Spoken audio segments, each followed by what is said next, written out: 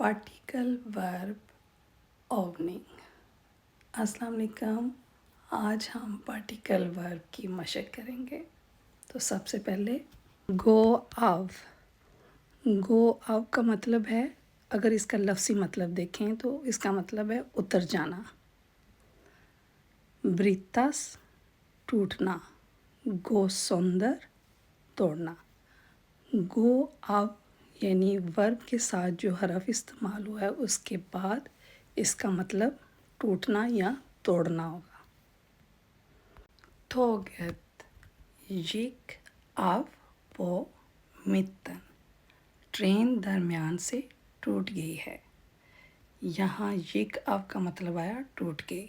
गो आव का मतलब है टूटना या तोड़ना, और अगर इसका लफ्ज़ी मतलब देखें तो इसका मतलब होगा उतर जाना। और इसमें जो मैंने फ़ेल इस्तेमाल किया है वो प्रियतरितम वर्ब है। गो बोर्ड का लफ्ज़ी मतलब है चले जाना। आवलीदा मरना या दो मर जाना। जब हम वर्ब के साथ हरफ मिलाएंगे यानी पार्टिकल वर्ब बनाएंगे तो इसका मतलब आएगा मरना या मर जाना। मिन मोर मोर यिक बोट फोरा औरत। गुज़श्ता साल मेरी दादी का इंतकाल हो गया था, या पिछले साल मेरी दादी का इंतकाल हो गया था। इसमें जो मैंने फ़ेल इस्तेमाल किया है वो प्रियतरितम वर्ब है। Go near. गो नियर का मतलब है नीचे जाना। ये इसका लफ्ज़ी मतलब है, लेकिन जब पार्टिकल वर्ब में इसका मतलब देखेंगे तो इसका मतलब आएगा मिन्स का, यानी कम होना। प्रिसरना हार गोत नियर। कीमतें कम हुई हैं। इसमें जो मैंने फ़ेल इस्तेमाल किया है वो परफेक्ट मैथ वर्ब है। गो उप। गो उप का लफ्ज़ी मतलब है ऊपर जाना, लेकिन जब पार्टिकल वर्ब के हिसाब से देखेंगे तो इसका मतलब आएगा स्तीगा बढ़ना या औक का इजाफा होना। प्रेसरना येक उप इगोर। कीमतों में कल इजाफा हुआ था।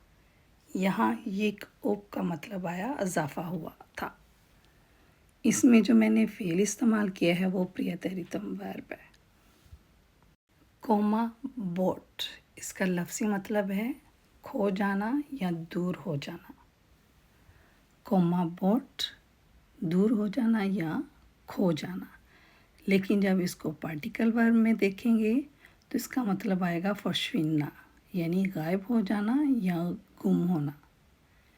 मीना निकलार हार कोमित बोट।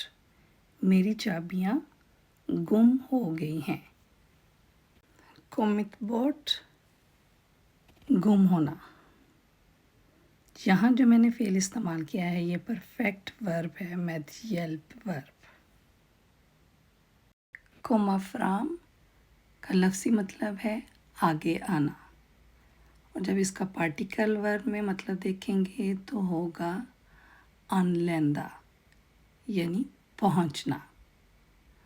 अनलेंदा पहुंचना। वी kom fram till stationen i tid। हम वक्त पर स्टेशन पहुंचे थे या पहुंचे। इसमें जो मैंने फ़ेल इस्तेमाल किया है वो प्रियतरितम फ़ेल है, यानी वर्ब है। कोमा ओवर का लफ्ज़ी मतलब है सामने आना।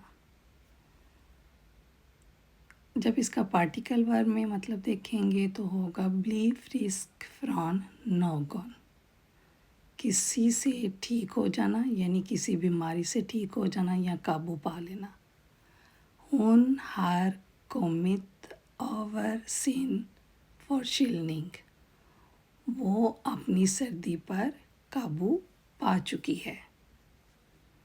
यहाँ जो मैंने फ़ेल इस्तेमाल किया है वो परफेक्ट मैथियल वर्ब है। कोमापो सोचना।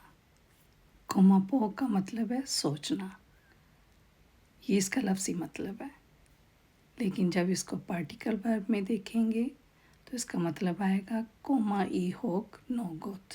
कुछ याद आना या minnas याद रखना। komma ihåg något कुछ याद आना या minnas याद रखना। Jag kom på vad han hette मुझे याद आया इसका नाम क्या था। यहाँ आपने देखा कॉम्पो का मतलब आया याद आना। इसमें जो फेल इस्तेमाल किया है वो प्रियतेरितम वर्ब है। कोमा ओवरेंस का लफ्ज़ी मतलब है मुत्फिक, और जब हम इसको पार्टिकल वर्ब के हिसाब से देखेंगे तो इसका मतलब होगा एनस ओम नोगोत किसी बात पर मुत्फिक होना। एनस ओम नोगोत किसी बात पर मुत्फिक होना। वी कोम ओवरेंस ओम att mötas igen nästa vecka हमने अगले हफ्ते दोबारा मिलने का फैसला किया है। कॉम ओवरेंस फैसला करना या मुत्फिक होना किसी बात पर। इसमें जो फेल इस्तेमाल किया है वो प्रियतेरितम वर्ब है।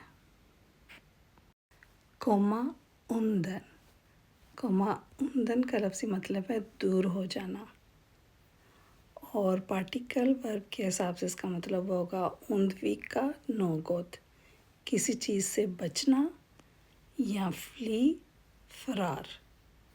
undvika något किसी चीज़ से बचना या फ्ली यानी फरार। Han försökte komma undan men polisen fångade honom उसने फरार होने की कोशिश की लेकिन पुलिस ने पकड़ लिया। अपनी दुआओं में याद रखिएगा। मिलती हूँ नई वीडियो के साथ। अल्लाह हाफिज़।